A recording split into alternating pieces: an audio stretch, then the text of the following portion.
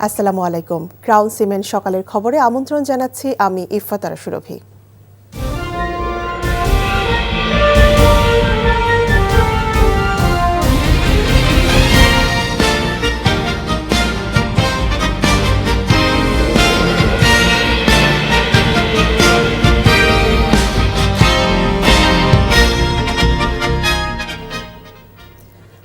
ফেব্রুয়ারি জাতীয় নির্বাচনে ধানের শীষে ভোট দেওয়ার জন্য তাহাজ্জুদের নামাজ পড়েই ভোট কেন্দ্রে উপস্থিত থাকার আহ্বান জানিয়েছেন বিএনপি চেয়ারম্যান তারেক রহমান।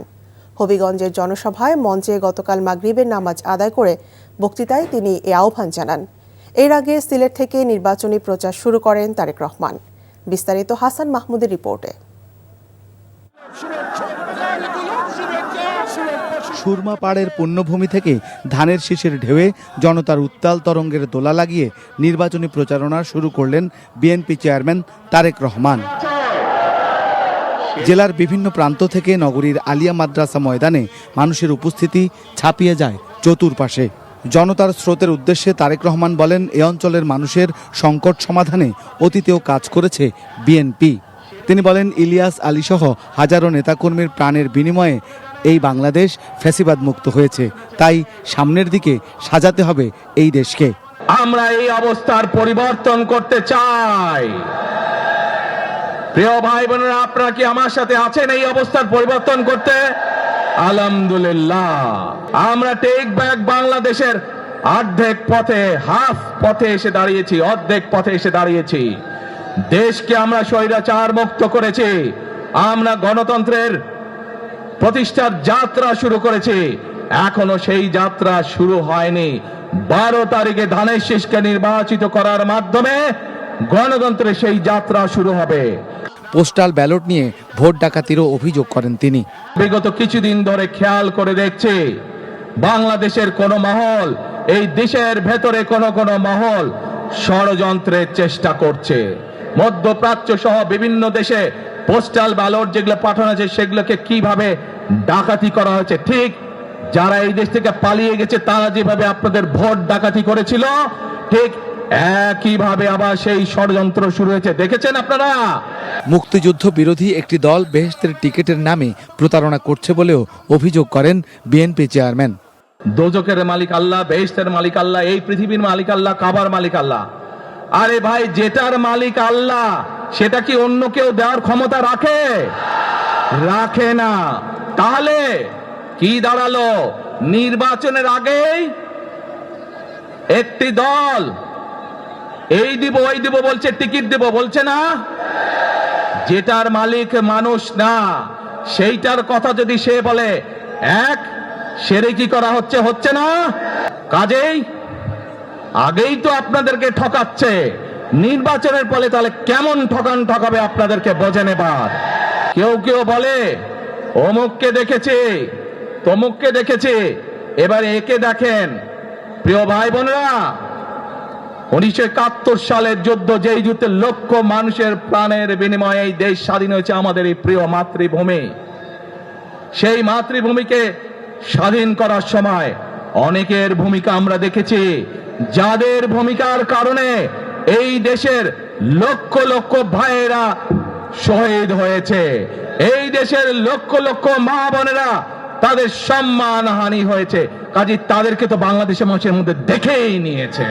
যারা মিথ্যা কথা বলে ঠকাচ্ছে মানুষকে, আমরা দেখেছি তাদের আস্তানা কোথায়। সেজন্যই বলেছি, যেমন দিল্লি নয় তেমন পিন্ডি নয় অন্য কোন দেশ, সবার আগে বাংলাদেশ। দীর্ঘ 17 বছর পর দেশে ফিরে এক ভিন্ন অভিজ্ঞতার মুখোমুখি তারেক রহমান। একদিকে হারিয়েছেন গর্ভধারিণী প্রিয় মাকে, অন্যদিকে সামনে ত্রয়োদশ জাতীয় সংসদ নির্বাচনকে নেতৃত্ব দিতে হচ্ছে দলকে। মায়ের শোক, একদিকে নির্বাচন, সব মিলিয়ে এমন বাস্তবতায় তারেক রহমান শুরু করেছেন নির্বাচনী প্রচারণা। আর দেশ জুড়ে তার এই নির্বাচনী প্রচারণায় সৃষ্টি হবে হয়তো ধানের শীষের জাগরণ। পরে মৌলভীবাজারের পথসভায় যোগ দিয়ে তারেক রহমান অন্য দলগুলোর নিরাপত্তা বৃদ্ধির জন্য সরকারের প্রতি আহ্বান জানান। তারা দেশের মানুষের মধ্যে বিভ্রান্ত ছড়াচ্ছে, এইটা যখন মানুষ বুঝতে পারছে এবং এটা যখন তারাও বুঝতে পারছে যে মানুষ তাদের চালাকি, তাদের ষড়যন্ত্র ধরে ফেলেছে, তখন তারা সরকারকে গিয়ে বলছে নিরাপত্তা দিতে হবে, নিরাপত্তা দিতে হবে, প্রোটোকল দিতে হবে, প্রোটোকল দিতে হবে। আজ এইখানে এই মঞ্চে দাঁড়িয়ে আমি সরকারকে অনুরোধ করব, তাদের প্রোটোকল 3 ডবল করে দেন, কারণ তারা মানুষকে বিভ্রান্ত করছে এবং মানুষ এটা জানতে পেরে মানুষ তাদের উপরে ক্ষিপ্ত হচ্ছে। আমরা চাই না মানুষ ক্ষিপ্ত হয়ে মানুষ কিছু করে বসুক তাদেরকে। সেই জন্য সরকারের কাছে অনুরোধ থাকবে, তাদের প্রোটোকল 3 গুণ বাড়িয়ে দেন, যা বিএনপিকে দেন 3 গুণ বাড়িয়ে দেন তাদের প্রোটোকল। পথে পথে তারেক রহমানকে অভিবাদন জানায় নেতাকর্মীরা। হবিগঞ্জের শায়েস্তাগঞ্জের সমাবেশে পৌঁছে তিনি বলেন, চা শ্রমিকদের ন্যায্য মজুরি আদায়ে কাজ করবে বিএনপি। তিনি বলেন, ভোটের দিন সবাইকে আগে আগে কেন্দ্রে যেতে হবে। তাহাজ্জুদের নামাজ পড়ে ফজরের নামাজ আদায় করবেন, ভোট কেন্দ্রের সামনে সকলে জামাত করে, ঠিক বিকাশ নাম্বার নিচ্ছে, ফোন নাম্বার নিচ্ছে, বিকাশ করে টাকা পাঠাচ্ছে, এই বলে তাদের পরিকল্পনা। অনেকে ধরাও পড়েছে। তাহলে নির্বাচনের আগে যারা মানুষকে এইভাবে অর্থ প্রদান করে, আগেই যারা অসৎ কাজ করে, তারা কেমন করে সৎ মানুষের শাসন কায়েম করবে? করতে পারে তারা? করতে পারে না তারা। দিন পেরিয়ে রাতেও চলে সমাবেশ। ব্রাহ্মণবাড়িয়ার সরাইল, কিশোরগঞ্জের ভৈরবের সমাবেশ থেকে ধানের শীষে ভোট চান তারেক রহমান। যে আগামী দিনে বিএনপি সরকার বাস্তবায়ন করুক এই কাজগুলো চান, তাহলে তো একটা কাজ আছে, ধানের শীষকে জয়যুক্ত করতে হবে, ধানের শীষে 12 তারিখে সিল মারতে হবে। নরসিংদী এবং নারায়ণগঞ্জের 2500-এ গভীর রাত অবধি চলে তারেক রহমানের নির্বাচনী সমাবেশ। Hasan Mahmud, NTV news, Narayanganj. সংসদ নির্বাচনের প্রচারে দুদিনের সফরে আজ উত্তরাঞ্চল সফর করছেন জামাতে ইসলামীর আমির ডক্টর শফিকুর রহমান। কয়েক জেলায় জনসভায় বক্তব্য রাখবেন তিনি। এ নিয়ে নেতাকর্মীদের মধ্যে উৎসবের আমেজ বিরাজ করছে। সকালে উত্তরাঞ্চল সফরের উদ্দেশ্যে ঢাকার হযরত শাহজালাল আন্তর্জাতিক বিমানবন্দর ত্যাগ করবেন তিনি। দলীয় সূত্র জানায়, আজ বেলা 11টার দিকে পঞ্চগড়ে, দুপুরে দিনাজপুরে, বিকেলে ঠাকুরগাঁওয়ে এবং সন্ধ্যায় রংপুরে জনসভায় বক্তব্য দেবেন জামাত আমির।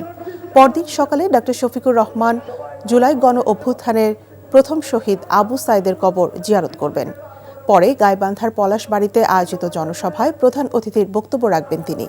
এরপর দুপুরে বগুড়ায়, বিকেলে সিরাজগঞ্জে এবং সন্ধ্যায় পাবনায় জনসভা শেষ করে ঢাকায় ফিরবেন জামাত আমির।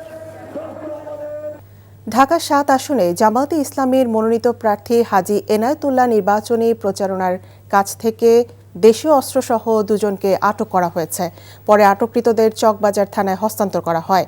জামাত প্রার্থী হাজী এনায়েতুল্লাহ অভিযোগ করেন, তাকে হত্যার উদ্দেশ্যে পরিকল্পিত হামলার চেষ্টা চালিয়েছে আটককৃতরা। তিনি বলেন, বিষয়টি প্রশাসনকে অবহিত করা হয়েছে।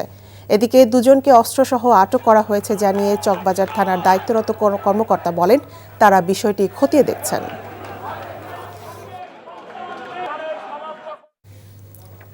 বিদ্যার দেবী সরস্বতী পূজা আজ। সনাতন ধর্মাবলম্বীদের অন্যতম ধর্মীয় উৎসব উদযাপন হচ্ছে যথাযথ মর্যাদায়। দেবী সরস্বতীর চরণে পুষ্পার্ঘ্য অর্পণ করে তার অগণিত ভক্ত জ্ঞানালোক প্রার্থনা করছেন। সনাতন ধর্মাবলম্বীদের বিশ্বাস অনুযায়ী দেবী সরস্বতী সত্য, ন্যায় ও জ্ঞানের প্রতীক। তিনি বিদ্যা, বাণী ও সুরের অধিষ্ঠাত্রী। ভক্তরা বিদ্যা ও জ্ঞান অর্জনের কামনায় দেবীর আরাধনা করছেন। সরস্বতী পূজা উপলক্ষে প্রধান উপদেষ্টা মোহাম্মদ ইউনূস বাণী দিয়েছেন। তিনি সনাতন সম্প্রদায়ের সকলকে শুভেচ্ছা জানিয়েছেন। সকালের খবর এ পর্যন্তই। এই খবরের ভিডিও সহ আপডেট জানতে ভিজিট করুন এনটিভি অনলাইন www.ntvbt.com। এছাড়াও এনটিভি জনপ্রিয় সব অনুষ্ঠান এবং খবরের আপডেট জানতে ভিজিট করুন আমাদের ইউটিউব ও ভেরিফাইড ফেসবুক পেজ। 12টায় মধ্যাহ্নের খবর দেখার আমন্ত্রণ রইল। ধন্যবাদ সবাইকে।